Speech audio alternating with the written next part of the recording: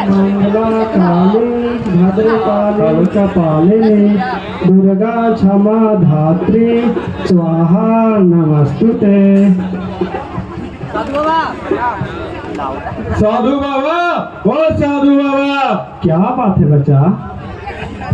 बाबा मैं आपको कुछ कष्ट देना चाहता हूँ।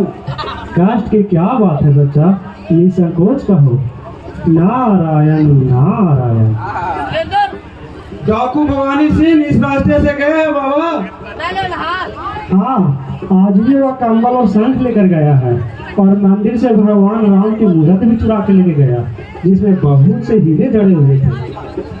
वो इंसान और भगवान को भी चुराने लगा।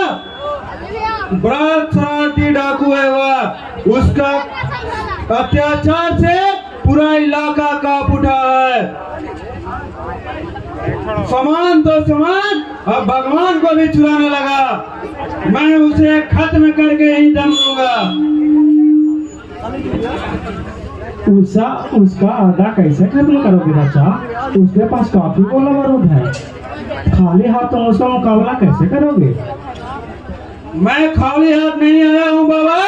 मैं उसका बंदूक का जवाब अपने रिवॉल्वर से दूंगा। मैं एक बार 6 जाने ले सकता हूँ। मैं उसका पूरे गिरोह का सामना करने का शक्ति रखता हूँ। वो तो ठीक है बच्चा, मगर जब तक माँ काली का चरण स्पर्श नहीं करोगे तब तक भवानी को नहीं पकड़ पाओगे। दुनिया में जो भी काम होता है माँ भवानी के आशीर्वाद से ही होता है।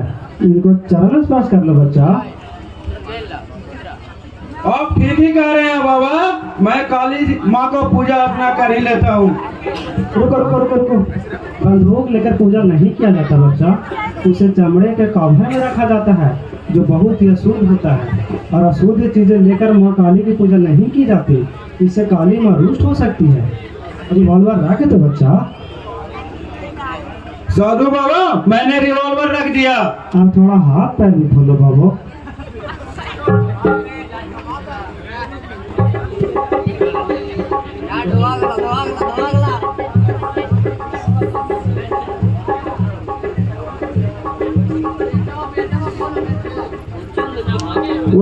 उंगली बुद्धि देव नमः कालियो नमः।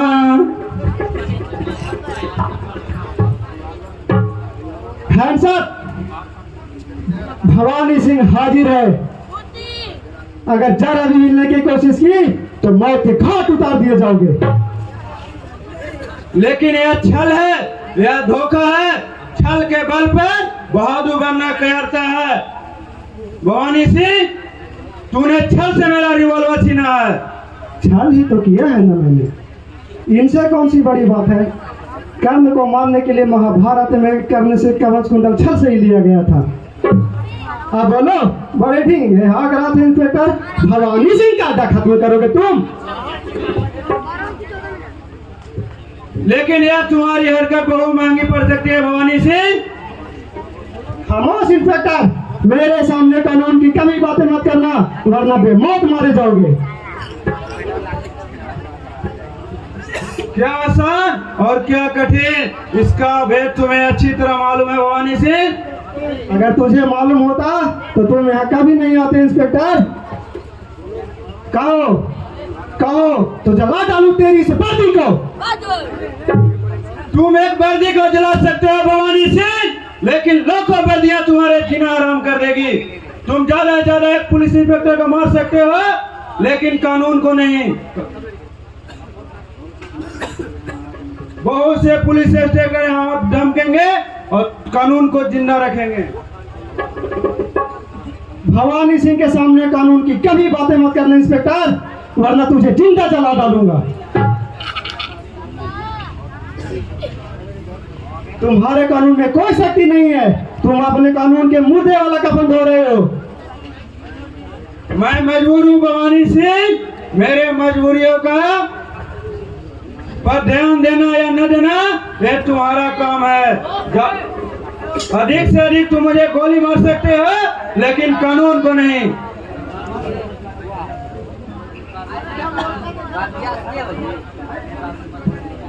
अपने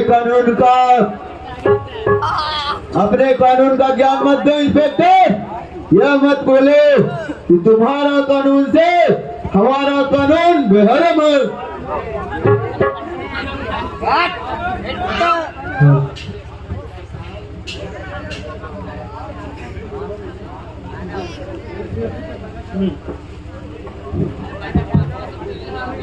उस दिन कहा गया था तेरा कानून, जिसने इन जग्गा द्वारा और तो किस्मत लूटी गई थी।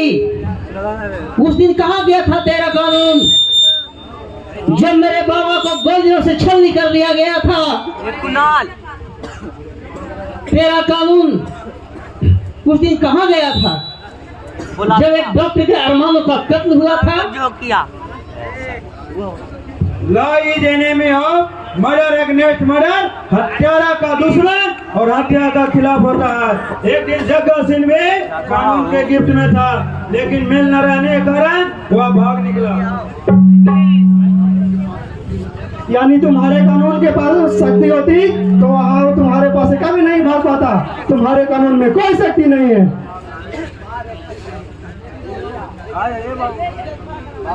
यदि तुम्हारे कानून के पास ताकत होता तो हम चंबल की खाक नहीं छाने होते।